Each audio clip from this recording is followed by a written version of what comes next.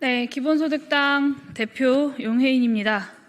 먼저 2025년 4월 4일 11시 헌법재판소 윤석열 파면 탄핵 심판에 대한 선고 일정 확정 소식이 들려왔습니다.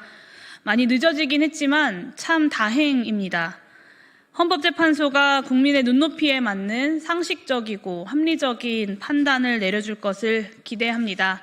헌법재판소가 헌법을 지키는 최후의 보루로서의 역할을 다 해줄 것이라 믿습니다. 헌법재판관 전원일치로 내란숙의 윤석열에 대해 파면을 선고한다라는 한 문장이 4월 4일 대한민국에 울려 퍼지리라고 기대하고 또 확신합니다. 오늘 제가 발의하려는 대통령 권한대행법 제정안은 이제 얼마 남지 않은 권한대행 체제 동안 내란 세력의 권한 남용을 막기 위해서 반드시 필요한 법안입니다. 그러면 기자회견 시작하도록 하겠습니다. 저는 오늘 대통령의 권한대행에 관한 법률 제정안, 이른바 한덕수 최상목 방지법을 발의하고자 이 자리에 섰습니다. 대통령 권한대행은 대통령 거리 및 사고로 인한 국정 공백과 국가 혼란을 최소화하기 위한 자리입니다. 대통령 권한대행은 국민이 선출한 바 없어 민주적 정당성이 취약하므로 소극적 권한만을 행사해야 한다는 것이 학계의 정설입니다. 그러나 윤석열 대통령의 권한대행인 한덕수와 최상목은 약 3개월간 총 16번의 제2요구권을 행사했습니다.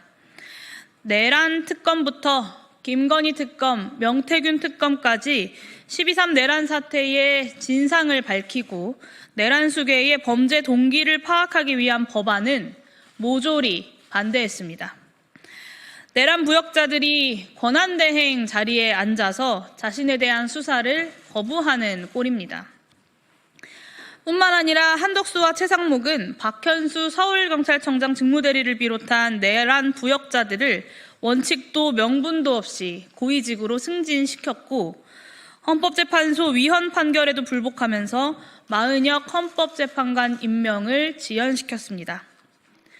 권한대행의 권한이 국가 혼란을 최소화하는 것이 아니라 반헌법적 내란을 지속하고 옹호하는 데에 남용되고 있는 것입니다.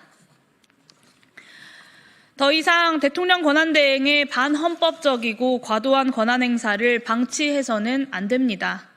다시는 제2의 한덕수 그리고 제2의 최상목이 등장하지 않도록 대통령 권한대행의 권한 범위와 시행 요건을 명확히 규정하는 입법이 필요합니다. 제가 오늘 발의하는 대통령 권한대행에 관한 법률안은 이미 20대 국회에서도 그 필요성이 언급된 바 있습니다. 박근혜 탄핵 이후 민병두 의원이 이 법안을 대표 발의를 했었고 국회 법제실도 입법의 필요성과 타당성을 인정했습니다. 이에 저는 국회의 앞선 논의들을 참고하고 12.3 내란 사태 이후에 불거진 여러 현실적 우려들을 반영해서 야 4당의 선배 동료 의원 10분과 함께 대통령 권한대행에 관한 법률안을 오늘 발의합니다. 법안의 주요 내용에 대해서 설명드리도록 하겠습니다. 첫 번째, 대통령 권한대행의 권한 범위를 국정의 현상 유지로 제한했습니다. 본 제정안은 대통령 권한대행자의 과도한 권한 행사를 막기 위해 국민투표권, 사면 감형 복권에 대한 권한, 헌법 개정안 발의권 행사를 금지했습니다. 또한 대통령 거리 및 사고라는 예외적인 상황에서 민주적 정당성을 갖춘 의회의 권한이 우선적으로 존중되도록 대통령 권한대행자의 제2요구권 행사를 금지하고 계엄선포권 행사 시에 국회의 사전 동의를 얻도록 했습니다. 이 외에도 대통령 권한대행자가 급격한 정책 변경, 인사 이동 등의 현상 변경적 권한 행사를 예정하면 국회가 권한 행사의 중지를 요구하고 권한대행자는 이를 즉각 수용하도록 했습니다. 이미 프랑스와 러시아 같은 상당수의 국가들에서는 권한대행이 국민투표와 헌법 개정 등의 현상 변경적 권한을 행사할 수 없도록 규정하고 있습니다. 또한 폴란드, 포르투갈 같은 나라들에서는 국민이 직접 선출한 적 없는 국무총리가 아니라 민주적 정당성이 담보된 의회의 장이 대통령 권한대행을 맡고 있습니다. 본 제정안은 대통령 권한대행자의 과도한 권한 행사를 막고 민주적 정당성을 담지하는 의회의 권한을 존중하며 내란 부역자 알박기 인사를 원천 차단하는 출발점이 될 것입니다. 두 번째로 대통령 권한대행의 시행 요건을 명문화하고 대통령이 구속될 시 즉각 권한이 정지되도록 규정했습니다. 헌법은 대통령이 거리된 때 혹은 사고로 인해 직무를 수행할 수 없을 때 대통령 권한대행을 시행하도록 규정하고 있습니다. 그러나 사고 및 직무수행 불능의 정의가 명문화되어 있지 않아서 권한대행 시행 요건에 대한 논란과 잡음이 반복되어 왔습니다. 특히 12.3 내란 사태 직후 윤석열이 구속되더라도 사고 및 직무수행 불능으로 볼 수 없다. 내란 수괴가 옥중 통치를 해버리면 그만이다. 라는 주장까지 나오면서 많은 국민들께서 불안과 걱정에 시달리셔야 했습니다. 국회가 신속하게 윤석열 탄핵소추안을 의결했으니 망정이지 자칫하면 내란 수괴가 감옥에서 내란특검법의 거부권을 행사하고 계엄선포권을 발동하면서 제2의 내란을 시도했을지도 모르는 일입니다. 본 제정안은 대통령 권한대행의 시행 요건인 거리, 사고 및 직무수행 불능을 규정하고 시행 기간도 명시하여 해석상 논란의 여지를 없앴습니다.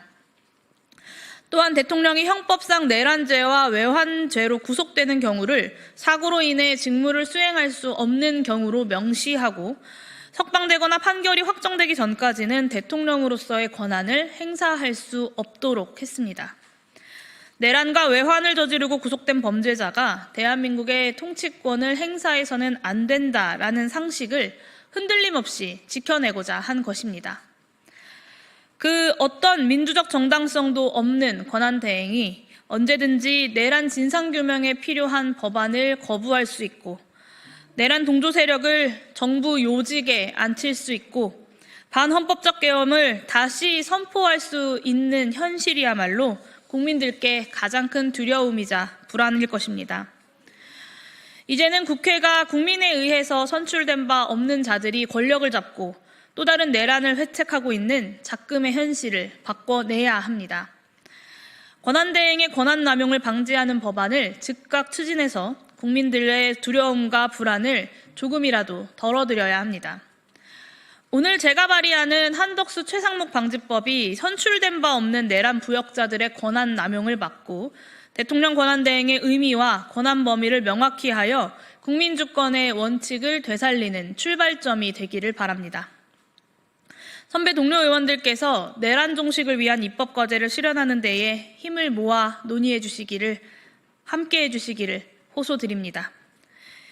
기본소득당은 지난 3개월 동안 오늘 발의한 한덕수 최상목 방지법뿐만 아니라 계엄 선포의 민주적 통제를 강화하는 계엄법 개정안, 내란, 외환, 반란의 죄를 범한 자를 사면에서 제외하는 사면법 개정안, 이런 내란 종식을 위한 입법 과제들을 준비하고 또 발의해 왔습니다. 향후 국회에서 내란 종식을 위한 입법 과제들이 신속하게 논의되고 적극적으로 추진될 수 있도록 범야권 차원에서 그리고 국회 차원에서 힘을 모아주시기를 당부드립니다. 고통스러운 기다림 끝에 반드시 민주주의의 새봄이 찾아오리라 믿습니다. 저와 기본소득당은 윤석열 파면뿐만 아니라 12.3 내란이 완전히 종식되는 그날까지 국민들 곁에서 함께 걷겠습니다. 이것으로 기자회견 마치도록 하겠습니다. 감사합니다. 자, 그러면 지금부터 잠시만 주목해 주시기 바랍니다. 제가 구독자분들을 위해서 선물 하나를 준비했는데요. 제가 항상 여러분들께 드리는 말씀이 있습니다. 뉴스만 평소에 잘 챙겨보셔도 돈이 되고 돈을 벌 수 있다라고 말씀을 드렸는데요. 여러분들은 여기 보시는 삼성전자 뉴스를 보고 어떤 생각이 드세요? 아니면 정치인들의 뉴스, 날씨 뉴스를 보고는 어떤 생각이 드시나요? 그냥 뉴스만 보고 끝내는지 아니면 이 뉴스를 어떻게 이용할 수 있는지 이 부분을 고민하고 계시는지를 되물어보고 싶습니다. 그 이유가 뭐냐 하면 제가 지난번에 여러분들께 뭐라고 말씀을 드렸었죠? 지금은 반도체 섹터를 눈여겨보셔야 한다고 말씀드렸습니다. 그리고 나서 이런 썸네일들 뉴스를 통해서 많이 보셨을 겁니다. 반도체 내용이 이슈가 됐을 때 부자들은 어떻게 생각한다? 반도체 관련주들은 뭐가 있는지, 어떤 종목이 가장 좋은지, 어디에 투자해야 돈이 몰리는지 자연스럽게 생각한다고 제가 말씀을 드렸죠. 그 이유가 뭐냐 하면 부자들이 봤을 때는 이슈가 곧 돈으로 이어지고 그 이슈가 나에게 돈을 벌어준다는 경험적 확신이 있기 때문에 부자들은 항상 이런 사회적 이슈를 관심 있게 챙겨본다고 제가 말씀을 드렸습니다. 이번에도 마찬가지인데요. 제가 지난번에 시청자분들과 함께하는 주식으로 수익 내기 이벤트를 진행했었죠. 당연히 100% 무료로 진행을 했었고요. 여기 보시면 아시겠지만 제가 지난번에도 구독이라고 보내주신 모든 시청자분들께 반도체 관련주 중에 가장 크게 급등할 딱 한 종목, 많은 종목도 아니라 한미반도체 한 종목을 여러분들께 추천드렸어요. 그러면서 여기 나와 있는 대로 정확히 얼마에 매수해야 하는지, 그리고 수익률이 어느 정도 나왔을 때 팔아야 하는지를 이런 부분들까지 여러분들에게 정확히 알려드렸었는데 지금 실제로 어떻게 되었다? 오른쪽을 보시면 아시겠지만 제가 지난번 문자 발송으로 이 한미반도체를 소개해드리고 나서 실제로 이렇게 5배 이상 어마무시한 상승이 나왔습니다. 100만 원만 투자를 했어도 무려 500만 원이 넘는 수익금이 생긴 거죠. 그래서 당시에도 굉장히 많은 분들이 제가 드린 이 한미반도체로 수익을 내실 수가 있으셨을 텐데요. 다시 한번 축하드린다고 말씀을 드리겠고 이번에도 마찬가지입니다. 앞으로도 2024년, 2025년 계속해서 기대해볼 섹터는 AI입니다. 그 중에서도 AI 반도체는 그 누구도 부정할 수 없는 미래 성장 산업입니다. 그러면 우리가 어떻게 생각해 볼 수 있을까요? AI 반도체 종목 중에 앞으로 크게 대장 역할을 하면서 10배 이상 급등할 수 있는 텐베고 종목을 지금부터 열심히 추적해야 한다는 겁니다. 큰 돈을 투자하지 않더라도 월급의 일부분 아주 소액이라도 이 종목을 모아가야 수백 %의 수익률을 손에 쥘 수 있는 것이죠. 지금 여러분이 보고 계시는 이 유튜브 또한 AI 반도체와 아주 밀접한 연관이 있고 반도체야말로 대한민국의 핵심 산업으로 앞으로 더더욱 시장은 성장할 수밖에 없습니다. 그렇기 때문에 제가 이번에도 뭘 보내드리고 있냐면 지난번과 똑같이 구독이라는 문자를 보내주시면 제가 AI 반도체 관련주 중에 앞으로 대장주 역할을 하면서 주가가 가장 크게 급등할 한 종목을 여러분들께 문자 발송으로 종목명과 사고 파는 시점을 모두 알려드릴 건데요. 그 문자를 받고 여러분들이 주식으로 돈 버는 연습을 한번 해보셨으면 좋겠고요. 혹시라도 나는 주식을 하지 않는다 하시는 분들은 주변에 주식하시는 지인분들에게 말씀을 해주셔도 되고요. 아니면 연세가 있으셔서 투자가 어렵다 하시는 분들은 이 종목을 자녀분들에게 한번 사봐라. 이걸로 한번 수익을 내봐라. 이렇게 조언을 해주실 수도 있는 거겠죠.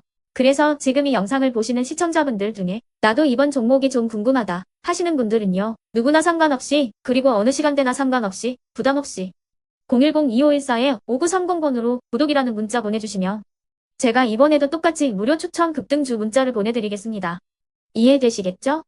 제 번호 010-2514-5930번으로 구독이라는 문자 보내주시면 여러분들이 직접 이슈를 통해서 돈 버는 연습을 해보실 수가 있는 거고 제가 돈을 받는 것도 아니고 투자를 대신해 드리는 것도 아니기 때문에 부담 없이 신청해 주시면 되는 겁니다.